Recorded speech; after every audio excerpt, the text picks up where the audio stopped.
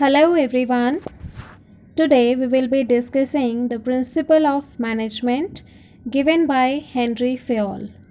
So first principle I am taking is division of work. According to Fayol and according to this principle, whole work must be divided into small tasks or jobs, and each single job must be assigned to a trained specialist who is competent to perform it. Instead of assigning the whole work to one person, what we should do? We should divide the job into small jobs into subparts and assign each sub job or small part to a trained specialist. Work should be allotted according to the capability, qualification, and experience. Each employee should be trained in the job which he has to perform. This is called division of work. This division makes each task very simpler, and repetitive performance helps in gaining speed, accuracy, and specialization. This principle actually applies to both managerial as well as technical work. And due to this reason, big companies have separate departments for finance, for marketing, production, and human resources. All of them are headed by specialized persons, and they collectively achieve production and sales targets of the company. We can take one example to understand this. If a person with degree of MBA finance is appointed as finance head, so daily dealing in the same subject or same type of affairs will make him specialized and will definitely increase his experience also, and this will lead to effective and efficient result. We can take one more example. Suppose you know very well that a bank involves several operations like collection of cash, payments, issue of checkbooks, etc. All these activities are performed by different persons. It improves their efficiency and makes them specialized in their respective fields. So let us see what are the positive and negative consequences. If we follow this principle of division of work in the organization, the positive effects we will see is that it will increase the specialization, it increase the efficiency, and it will reduce workload of superiors. And what will be the adverse effects if we don't follow this principle? The adverse or negative consequences will be there will be no specialization, there will be lack of efficiency, definitely there will be wastage of time and efforts due to changes from one work to another, and chance of duplication and confusion definitely will be there. So it is better, it is always preferable to follow the principle division of work in the organization. Now next principle we will be discussing is authority and responsibility. So according to this principle, there should be a proper balance between authority and responsibility. What do you mean by authority? So authority is the right, is the power to take decision, and also right to give orders to the subordinates.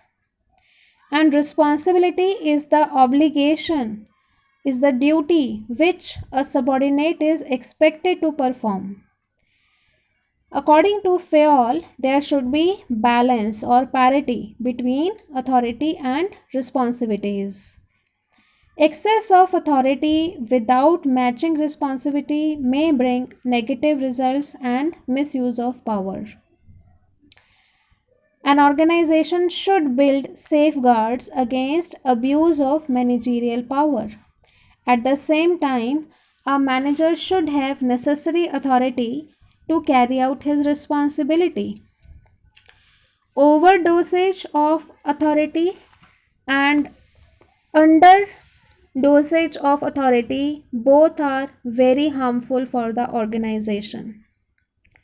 For example, the production manager will only can achieve the target if he is provided with the job of producing the required product with given authority of using different raw material according to the said standard.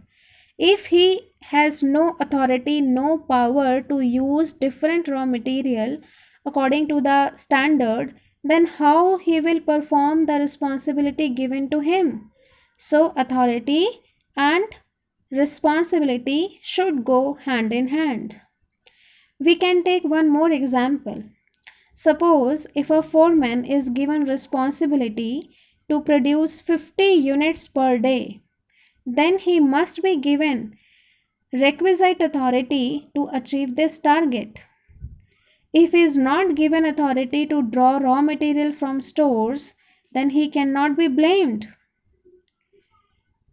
So let us see what will be the positive or negative effects or consequences if we follow or don't follow the principle. So first of all, we'll focus on positive effects.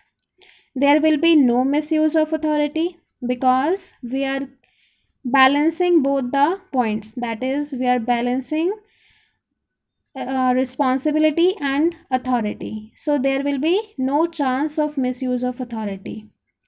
And it will help to fulfill the responsibility in time.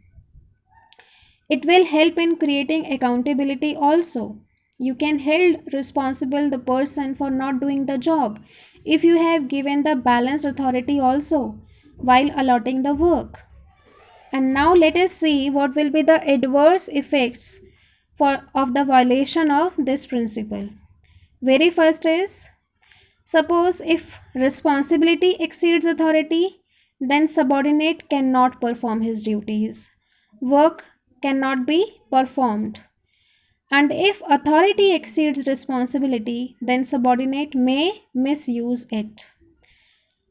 So delay in work or incompletion of work due to less authority is the adverse consequence of the principle. Now we are taking the next principle, that is discipline.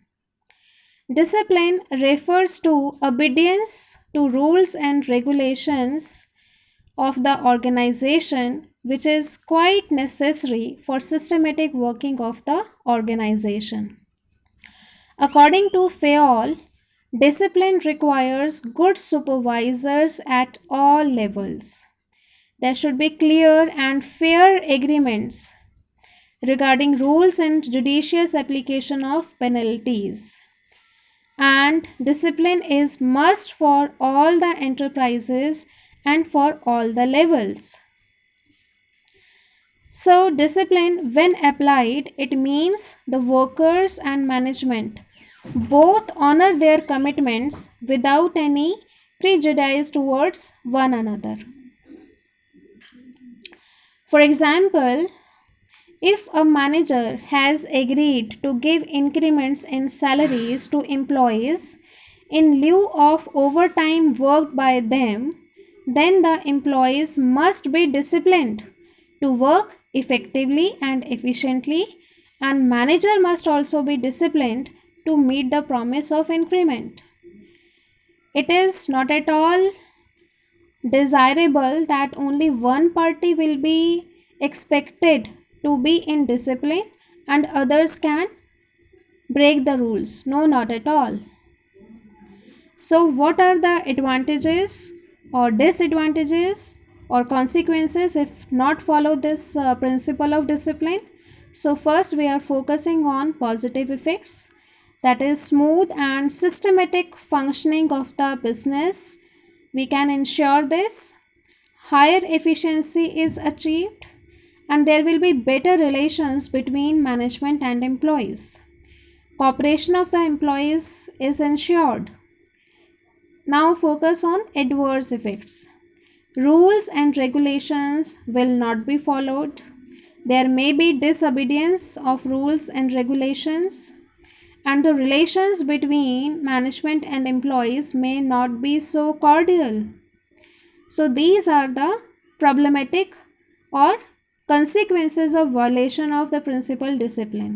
So it is quite desirable that each and every organization should follow these principles to have a good rapport.